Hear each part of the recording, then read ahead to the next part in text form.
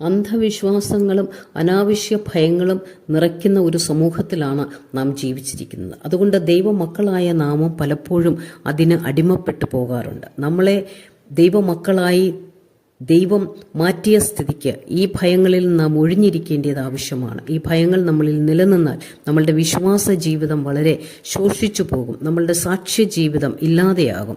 സംഖ്യാപുസ്തകം 23-ാം വാക്യത്തിലേക്ക് നോക്കുമ്പോൾ, ആഭിചാരം യാക്കോബിന് പറ്റുകയില്ല, ലക്ഷണവിദ്യ ഇസ്രായേലിനോട് ഫലിക്കുകയുമില്ല. അപ്പോൾ മറ്റുള്ളവർ എനിക്ക് ദോഷം ചെയ്യുമെന്ന് നാം ഭയപ്പെടേണ്ട ആവശ്യമില്ല, കാരണം അത് നമുക്ക് പറ്റുകയില്ല.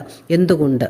21-ാം വാക്യം പറയുന്നു, അവൻ്റെ ദൈവമായ യഹോവ അവനോട് കൂടെയുണ്ട്. അപ്പോൾ ഇതൊന്നും ഭയപ്പെടേണ്ടാത്തതിൻ്റെ കാരണം ദൈവം നമ്മോട് കൂടെ ഉണ്ട് എന്നുള്ളതാണ്. അതുപോലെ തന്നെ പുറത്തേക്ക് ഇറങ്ങുമ്പോൾ പല ശകുനങ്ങളെക്കുറിച്ച് പലരും ഭയക്കുന്നവരാണ്. നല്ല ശകുനവും മോശമായ ശകുനവും ഒക്കെ ചിന്തിക്കുന്നവരുണ്ട്. എന്നാൽ വളരെ നാളുകൾക്ക് മുമ്പ് ഞാൻ കേട്ട ഒരു സാക്ഷ്യം ഇങ്ങനെയാണ്. ഒരു മാതാവ് തൻ്റെ മകനെ പ്രാർത്ഥിച്ച് ജോലിക്ക് അയക്കുകയാണ്. അവൻ പുറത്തേക്ക് ഇറങ്ങിയപ്പോൾ മുൻപിൽ ഒരാൾ വലിയൊരു വെട്ടുകത്തിയുമായി നിൽക്കുന്നു. അയൽവക്കക്കാരനാണ്. തലേദിവസം ഈ വീട്ടിൽ നിന്ന് അവരുടെ ആവശ്യത്തിന് മേടിച്ചുകൊണ്ട് പോയ കത്തി ഉപയോഗം കഴിഞ്ഞ് മടക്കി കൊണ്ടുവന്ന് കൊടുക്കാൻ അയാൾ വന്നതാണ്. എന്നാൽ സമയം ഈ മകൻ പുറത്തേക്ക് ഇറങ്ങുന്ന സമയത്താണ്. അതുകൊണ്ട് വല്യമ്മച്ചി കണ്ട ഉടനെ പറഞ്ഞു, അയ്യോ ഇത് ദുശകുനമാണ്, എൻ്റെ കുഞ്ഞിന് അപകടം സംഭവിക്കും. അവിടുത്തെ അമ്മ പറഞ്ഞു, ഇല്ല, പ്രാർത്ഥിച്ചാണ് അവനെ ഇറക്കിയത്.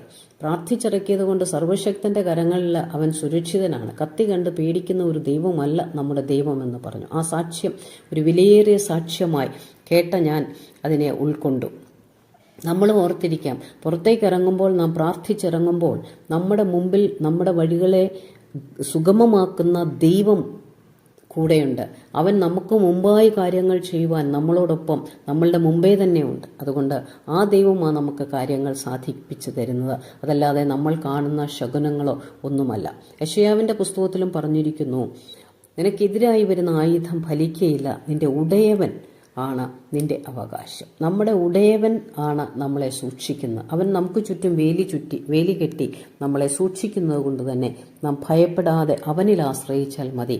അതോടൊപ്പം തന്നെ ദൈവം നമ്മിൽ നിന്ന് ആഗ്രഹിക്കുന്നത് ജഡാഭിലാഷം വിട്ടുകളയുക, ആത്മാവിൻ്റെ സ്വഭാവത്തിൽ നാം ജീവിക്കുക എന്നുള്ളതാണ്. ജഡീകമായ ഇങ്ങനെയുള്ള ചിന്തകളെ നാം വിട്ടുകളയുക, നിലനിൽക്കുന്നതിൽ ആശ്രയിച്ച്, കർത്താവിൽ തന്നെ ആശ്രയിച്ച് നാം മുന്നോട്ട് പോവുക. അന്ധവിശ്വാസങ്ങളെയൊക്കെ നമുക്ക് മാറ്റിക്കളയാം, അന്ധകാരമായിരിക്കുന്ന കാര്യങ്ങളെയും മാറ്റിക്കളയാം. നമ്മൾ വെളിച്ചത്തിലാണ്, വെളിച്ചത്തിൻ്റെ മക്കളാണ്, വെളിച്ചത്തിൽ നടക്കാം. അതിന് ദൈവം നമ്മെ സഹായിക്കും.